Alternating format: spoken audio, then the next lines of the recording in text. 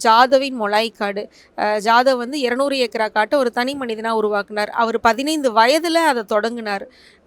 அது தொடங்குறதுக்கான காரணம், அந்த புள்ளி, அ அந்த கிராமமே வந்து அங்கே குடியிருக்க முடியாம, அந்த வெள்ளத்தாலயும், அந்த அ மணலுடைய சூடு தாங்க முடியாம, ஒரு புல் பூண்டு கூட முளைக்க முடியாத அந்த பகுதியில வாழ முடியாம போனப்போ, ஒரு 15 வயது சிறுவனுக்கு அங்கே திரும்பவும் அந்த கிராமத்த கொண்டு வந்து வாழ்வாதாரத்த குடுக்குறதுக்கு உண்டான அ பொறி இருக்குல்ல, அந்த யோசனை இருக்குல்ல, அந்த ஸ்ட்ரைக் ஆனது, அந்த நம்பிக்கையும், அந்த முயற்சியும் இதில வந்து கதையா இருக்கு.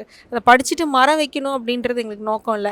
அந்த பொறிய வந்து குழந்தைங்க புடிச்சுக்கிட்டா போதும் அப்படிங்கிறது தான். அந்த மாதிரி மனிதர்களுடைய வாழ்க்கை வரலாற கதையாகவும், வண்ண படங்களாகவும் ரொம்ப எளிமையா குழந்தைங்களுக்கு ரொம்ப பிடிக்கிற மாதிரி பதிவு செஞ்சிருக்கோம் புத்தகங்களா. அது இப்போ வந்து இந்த வருடம் பார்த்தீங்கன்னா, கிருஷ்ணமால் ஜெகநாதன் அம்மையார் அவங்களுக்கு 100 ஆண்டு காலம் இது. 100வது ஆண்டுல வந்து அவங்க புத்தகத்த கொடுத்தது வந்து ரொம்ப மகிழ்ச்சியா இருக்கு.